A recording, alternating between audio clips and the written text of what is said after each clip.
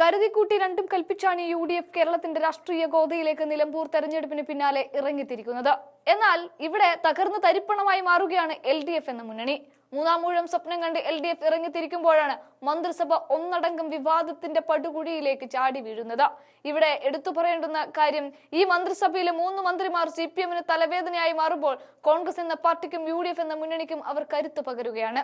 2016 മുതൽ 2021 കാലത്തേക്ക് പിണറായി മന്ത്രിസഭയിൽ കരുത്തുറ്റൊരു മന്ത്രി ഉണ്ടായിരുന്നു. രണ്ടാം തവണ ഉറപ്പോടെ LDF അധികാരത്തിൽ വരാനും കാരണം കരുത്തുറ്റ മന്ത്രി എന്ന് പറയുന്ന ഈ മന്ത്രി തന്നെയായിരുന്നു.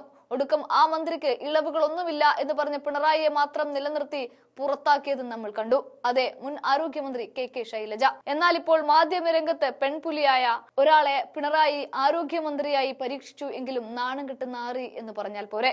അച്ചൂമ്മനെ ഇറക്കി വീണയെ വെട്ടണമെന്നാണ് ഇപ്പോൾ കോൺഗ്രസ് പ്രവർത്തകർ പറയുന്നത്. ഇനി അടുത്തത് ബിന്ദുവാണ്. ഉന്നത വിദ്യാഭ്യാസത്തിന്റെ ചുമതല തന്നെ ബിന്ദുവിന് നൽകിയിട്ടും PhD യോഗ്യത പോലും ഈ മന്ത്രിക്കുണ്ടോ എന്ന് ആളുകൾ ചികഞ്ഞു നോക്കാൻ തുടങ്ങി. ഇംഗ്ലീഷ് പ്രൊഫസറും ഇംഗ്ലീഷിൽ PhD കരസ്ഥമാക്കിയ ഇവരുടെ ഇംഗ്ലീഷിനേക്കാൾ നല്ലത് അച്ചുവിന്റെ അമ്മ സിനിമയിലെ ഉർവശിയുടെ കടുകുവറ തന്നെയാണ് എന്ന് പറയേണ്ടി വരും. അത്രയും അതം പതിച്ചിരിക്കുകയാണ് അവർ.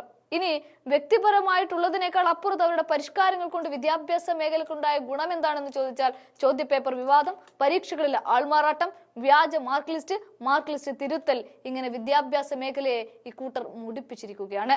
കേരളത്തിലെ പ്രമുഖർ പഠിച്ചു പുറത്തിറങ്ങിയ മഹാരാജാസ് കോളേജ് ഇന്ന് UGC അംഗീകാരമില്ലാതെ പ്രവർത്തിക്കുന്നുണ്ടെങ്കിൽ അതിനും ഒരേ ഒരു കാരണം ബിന്ദുവാണ്. CPM-ന്റെ 2 മന്ത്രിമാരുടെ കാര്യത്തിലും ഇത്തരത്തിൽ ഒരു തീരുമാനമാകുമ്പോൾ അടുത്തത് ചിഞ്ചു റാണിയാണ് CPI-യിൽ നിന്ന്. ഒറ്റ ദിവസം കൊണ്ടൊരു കുഞ്ഞിന്റെ മരണത്തിന് പോലും ആ കുഞ്ഞിനെ കുറ്റപ്പെടുത്തിയാണ് എങ്കിലും അധികൃതരിൽ നിന്നുണ്ടായ അനാസ്ഥയെ ന്യായീകരിച്ച് സുംബ ഡാൻസ് കളിക്കുന്ന ചിഞ്ചു റാണിയാണ് നമ്മൾ കഴിഞ്ഞ ദിവസം കണ്ടത്.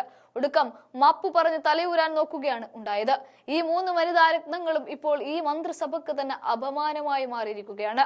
കഴിഞ്ഞ മന്ത്രിസഭയിൽ കുണ്ടറയിൽ നിന്നുള്ള മേഴ്സ്കുട്ടി പോലും വിവാദങ്ങൾ ഉണ്ടായെങ്കിലും ഇത്രയധികം വിവാദങ്ങളിൽ ചെന്ന് ചാടിയിട്ടില്ല എങ്കിലും അവരെ പോലും ജനം തോൽപ്പിക്കുകയാണ് ഉണ്ടായത്. അപ്പൊ പിന്നെ ഈ പറഞ്ഞ 3 വനിതാരത്നങ്ങളുടെ കാര്യം പറയേണ്ടതുണ്ടോ?